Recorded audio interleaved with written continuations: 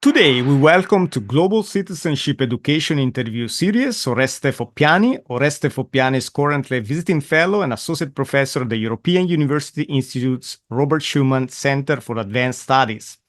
He has taught international history and politics for 20 years, including 13 years at Webster University in Geneva, where he chaired the Department of International Relations from 2013 to 2022.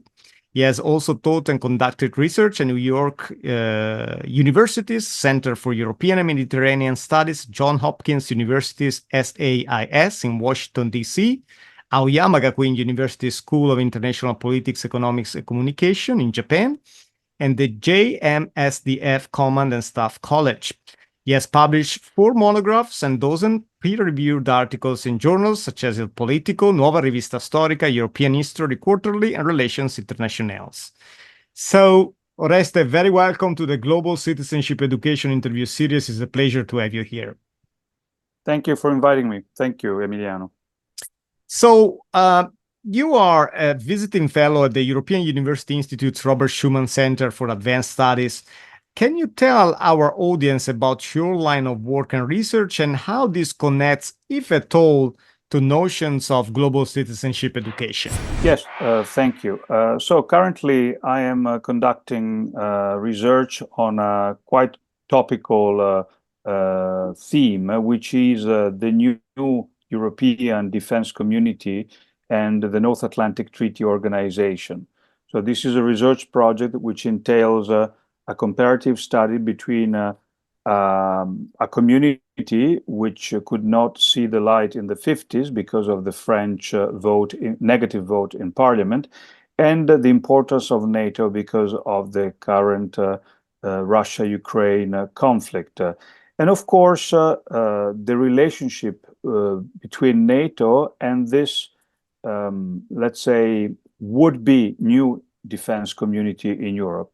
And my research question is, are we witnessing competition or cooperation between these two defense systems? Of course, my back thought is that NATO is still extremely important, and it's a quite experienced, first of all, political, and then secondly, a military alliance.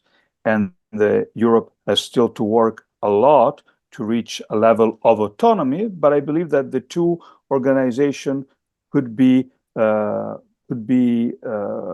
let's say, complementary one with the other.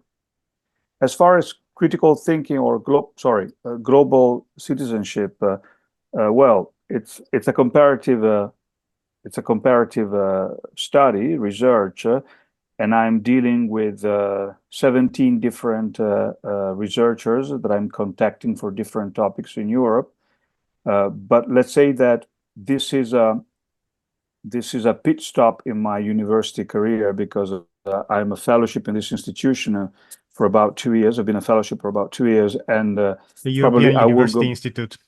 Yes, in Florence, and it's not focused exclusively on global citizenship education, but I'm working with global citizens.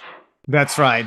And in fact, one question that I want to ask you is, how does the notion of global citizenship, a global citizen,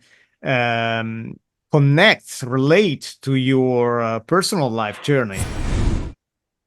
Well, since I started as head of the Department of International Relations in 2013 and was already there for 4 or 5 years as a professor only, I focused my let's say directions vis-a-vis my fellow professors and students on the development of global citizenship education, let's say, dogma, almost a dogma, everywhere in the relationship between students and professors, and also in how this kind of education can become a transformative and a lifelong pursuit, which involves both curricular learning and practical experience.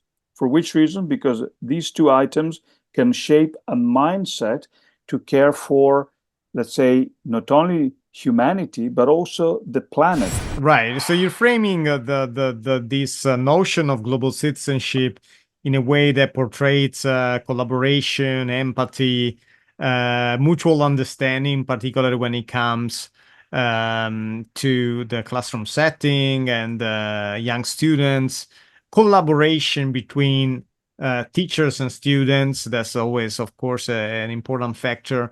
I want to ask you a little bit more of your upcoming projects and events as they relate to the important work that you're doing at the European University Institute, Robert Schuman Center for Advanced Studies in Italy.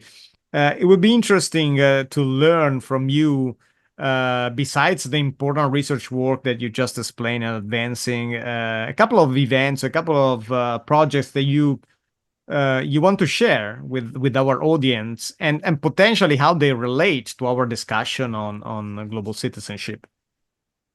Well, first of all, I would like to organize a forum between EUI students and the visiting Ukrainian students in Florence, which is extremely important, the exchange of information between those who watch the news on TV or listen to the radio compared to those who really lived a conflict in their own homes and houses. And so I believe that this could be an event for the fall winter 24-25. And then this is more, let's say, on the way. I would like to have an international conference on NATO and the would-be European defense community, inviting probably the top officers of NATO in Brussels, plus some politicians and some officials, I mean civilian, working in the Mediterranean bases in Italy or in France or in Spain.